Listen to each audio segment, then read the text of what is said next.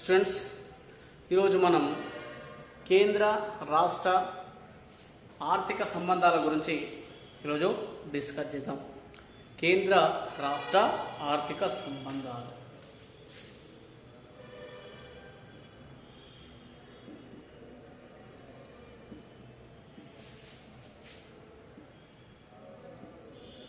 కేంద్ర రాష్ట్ర ఆర్థిక సంబంధాలు. కేంద్ర రాష్ట్ర ఆర్థిక సంబంధాలు ముఖ్యంగా భారత రాజ్యాంగంలో కేంద్ర రాష్ట్ర ప్రభుత్వాల గురించి పేర్కొనడం జరిగింది. ఎందుకంటే మనది ఒక సమాఖ్య వ్యవస్థ, అంటే భారతదేశం యొక్క ఆర్థిక వ్యవస్థ సమాఖ్య వ్యవస్థ. పూర్తిగా సమాఖ్య వ్యవస్థలో కేంద్ర ప్రభుత్వం ఉంటుంది, రాష్ట్ర ప్రభుత్వం ఉంటుంది. అంటే రెండు ప్రభుత్వాలు కలిసి పనిచేసే వ్యవస్థ సమాఖ్య వ్యవస్థ. మనం చూడండి, కేంద్రంలో కేంద్ర ప్రభుత్వం, రాష్ట్రంలో రాష్ట్ర ప్రభుత్వం. అంటే దేశం మొత్తానికి కేంద్ర ప్రభుత్వం, రాష్ట్రం మొత్తానికి రాష్ట్ర ప్రభుత్వం. చూడండి, కేంద్ర స్థాయిలో రాష్ట్రపతి, రాష్ట్రంలో గవర్నర్, కేంద్రంలో ప్రధానమంత్రి, రాష్ట్రంలో ముఖ్యమంత్రి, కేంద్రంలో మంత్రిమండలి, రాష్ట్రంలో మంత్రిమండలి. అదేవిధంగా కేంద్రంలో లోక్సభ, రాష్ట్రంలో అసెంబ్లీ, విధానసభ. ఓకే, అదేవిధంగా పార్లమెంట్లో రాజ్యసభ, మన రాష్ట్రంలో విధాన పరిషత్. ఓకేనా? సో ఇవంతా కూడా దీంట్లో భాగం. అంటే ఇక్కడ సమాఖ్య విధానంలో ఇవంతా మనకు వేరియేషన్ అనేది ఉంటుంది. సో కొంచెం స్వల్పమైన తేడాలతో మనకి ఉండడం జరిగింది. అయితే ఈ కేంద్ర ప్రభుత్వానికి రాష్ట్ర ప్రభుత్వానికి మధ్య ఉన్నటువంటి ఆర్థిక సంబంధాలు ఎలా ఉంటాయి? ముఖ్యంగా ఎప్పుడైనా సరే రాజ్యాంగం ప్రకారం మనకున్నటువంటి వ్యవస్థ అనేది నడుస్తున్నది. అయితే పన్ను విధింపుకు సంబంధించినటువంటి అంశాల్లో కేంద్రానికి రాష్ట్ర ప్రభుత్వాలకు ప్రత్యేకంగా వారి అధికారాలు కలగడం జరిగింది.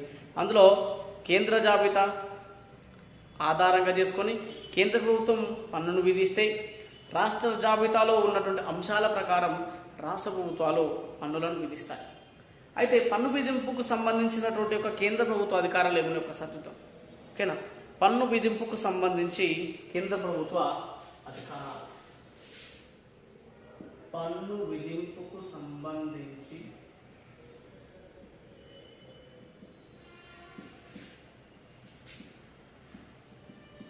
కేంద్ర ప్రభుత్వ అధికారాలు.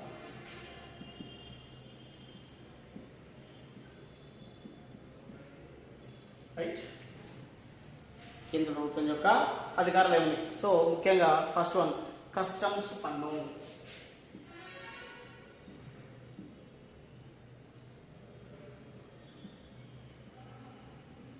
రెండు కార్పొరేషన్ పన్ను.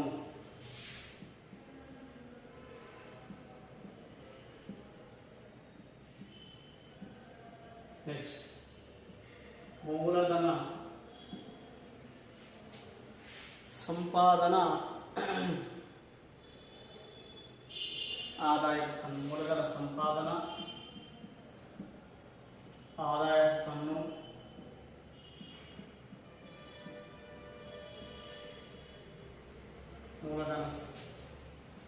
మూలధన సంపాదన ఆదాయపు పన్ను. దీంతో పాటు రైల్వే ఛార్జీలు మొదలైనవి. రైల్వే ఛార్జీలు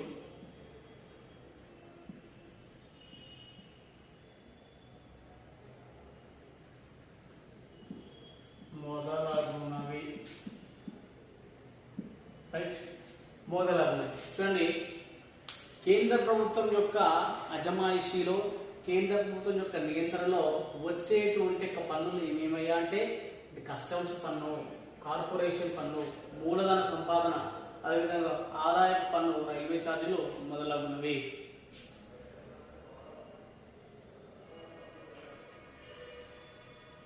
అంటే కస్టమ్స్ పన్ను అంటే ముఖ్యంగా ఎగుమతుల పైన, అదేవిధంగా దిగుమతుల పైన విధించేటువంటి ఒక పన్ను. సో ఎగుమతుల పైన, దిగుమతుల పైన పన్ను విధించేటువంటి ఒక అథారిటీ, అధికారం కోరుకుంటుంది కేంద్ర ప్రభుత్వానికి ఉంటుంది. కార్పొరేషన్ పన్ను. సో కార్పొరేషన్ సంబంధించినటువంటి పన్ను మొత్తం కూడా నిర్వహణ, అదేవిధంగా దీని యొక్క అధికారాలు మొత్తం కేంద్ర ప్రభుత్వానికి సంబంధించింది. నెక్స్ట్ అదేవిధంగా మూలధన సంపాదన. మూలధన పైన విధించేటువంటి పన్నులు, ఆదాయ పన్నులు, వ్యక్తిగతంగా ఉన్నటువంటి ఆదాయ వనరులు ఎక్కువగా ఉన్నప్పుడు ఆదాయ వనరులు ఆ వ్యక్తి ఆదాయ పన్ను కట్టాలి. సో ఈ ఆదాయ పన్ను విధించేది కేంద్ర ప్రభుత్వం. రైల్వే ఛార్జీలు ఇవంతా కూడా ఎవరి చేతిలో ఉంటాయి, ఎవరి యొక్క ఆధీనంలో ఉంటాయంటే కేంద్ర ప్రభుత్వం యొక్క ఆధీనంలో ఉంటాయి. సో ఇవి కేంద్ర ప్రభుత్వానికి సంబంధించినటువంటి అధికారాలు. ఓకే, ఒక్కసారి వీటిని నోట్ చేసుకున్న తర్వాత రాష్ట్ర ప్రభుత్వానికి సంబంధించిన అంశాలు చూద్దాం.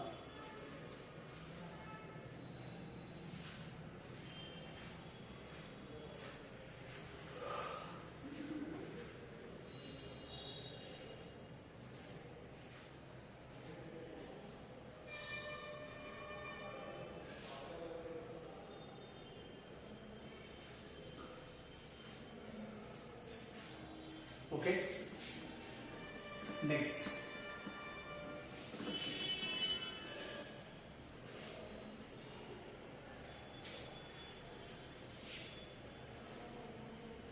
రాష్ట్ర ప్రభుత్వ అధికారాలు.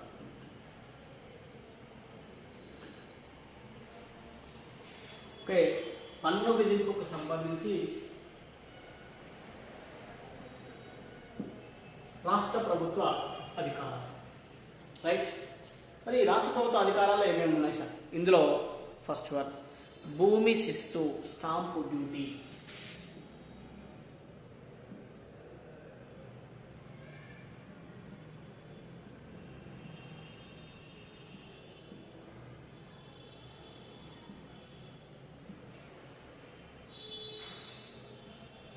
నెక్స్ట్ తర్వాత ఎస్టేట్ డ్యూటీ, వ్యవసాయ ఆదాయం.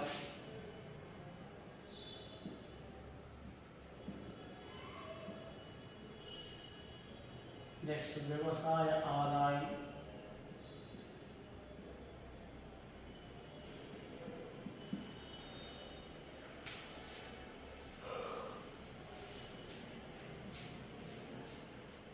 తర్వాత ఎంట్రీ పన్ను, అమ్మకపు పన్ను. ఎంట్రీ పన్ను, అమ్మకపు పన్ను.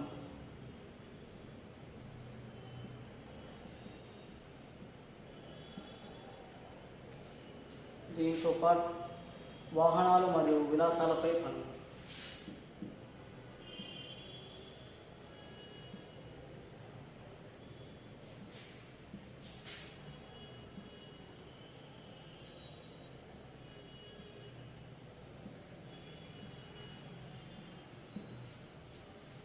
ఓకే, ఇవి రాష్ట్ర ప్రభుత్వం యొక్క ఆధీనంలో ఉండేటువంటి అంశాలు.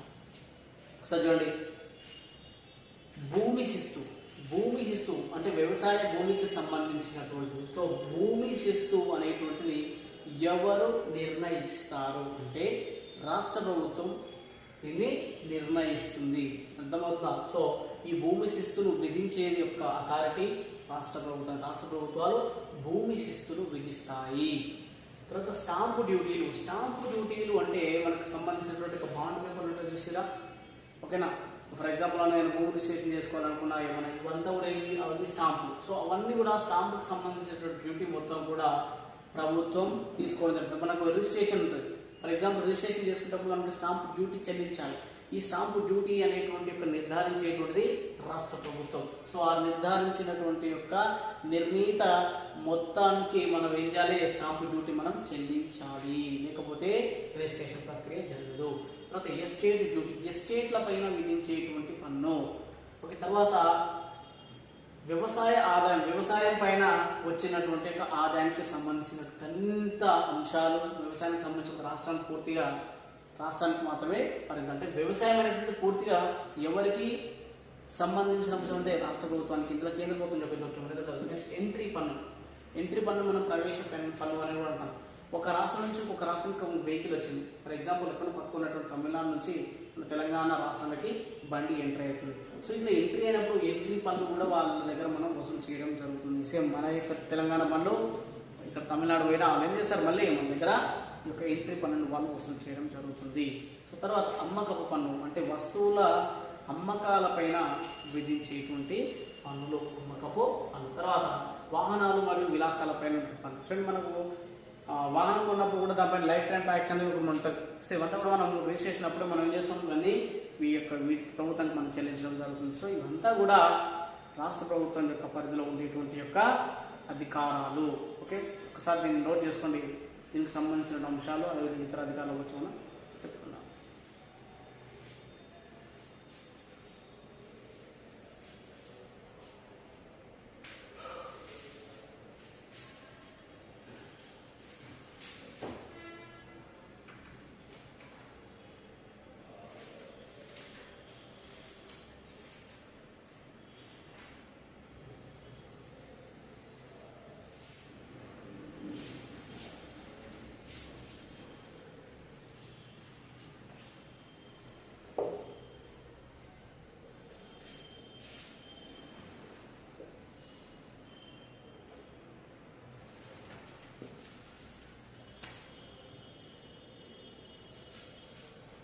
ఓకే, నెక్స్ట్ దీనికి సంబంధించినటువంటి అంశాలు ఒకసారి మనం చూద్దాం.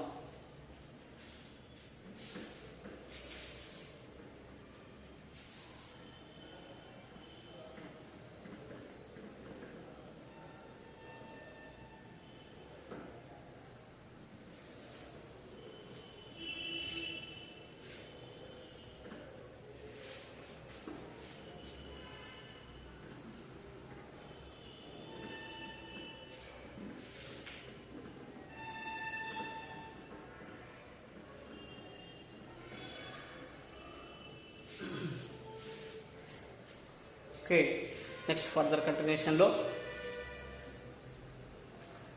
అయితే ఈ పనులకు సంబంధించి కొన్ని అంశాల గురించి మనం ఇక్కడ డిస్కస్ చేసుకోవాలి. అందులో భాగంగా ఏంటంటే కేంద్ర రాష్ట్ర జాబితాలలో పేర్కొనటువంటి ఇతర అంశాలు ఏవైతే ఉన్నాయో వాటిపైన పన్ను విధించే అధికారం కేవలం కేంద్ర ప్రభుత్వానికి ఉంటుంది. ఇంతకుముందు మనం చెప్పినాం కదా, లిస్ట్ చేసాం కదా, కేంద్ర ప్రభుత్వానికి ఈ అధికారాలు ఉంటాయి, రాష్ట్ర ప్రభుత్వానికి ఇది సంబంధించినటువంటి ఈ అధికారాలు. సో ఈ రెండిట్లలో మెన్షన్ చేయనటువంటి కేంద్ర జాబితాలో కానీ రాష్ట్ర జాబితాలో కానీ ఇక్కడ మనము వివరించినటువంటి యొక్క పన్నులు ఏవైతే ఉన్నాయో అవన్నీ కూడా ఎవరు విధిస్తారు, ఎవరికి ఆధీనంలో ఉంటాయి, ఎవరికి నియంత్రణ ఉంటే కేంద్ర ప్రభుత్వం. సో ఇందులో రాష్ట్ర ప్రభుత్వం యొక్క అజమాయిషి అనేది ఉండదు, పూర్తి కేంద్ర ప్రభుత్వానికి సంబంధించిన అంశాలు ఉంటాయి. సో ఈ పైన చెప్పినటువంటి కేంద్ర రాష్ట్ర జాబితాలో అంశాలే కాకుండా మరో 3 అంశాల పైన కూడా పన్ను విధింపు అధికారం కేంద్ర ప్రభుత్వానికి ఉంటుంది. అందులో ఒకటి ఏంటంటే పన్నులనేమో కేంద్ర ప్రభుత్వం విధిస్తుంది, కానీ వాటి యొక్క రాబడిని ఎవరికి ఇస్తారంట, రాష్ట్ర ప్రభుత్వాలు వసూలు చేసుకుంటాయి.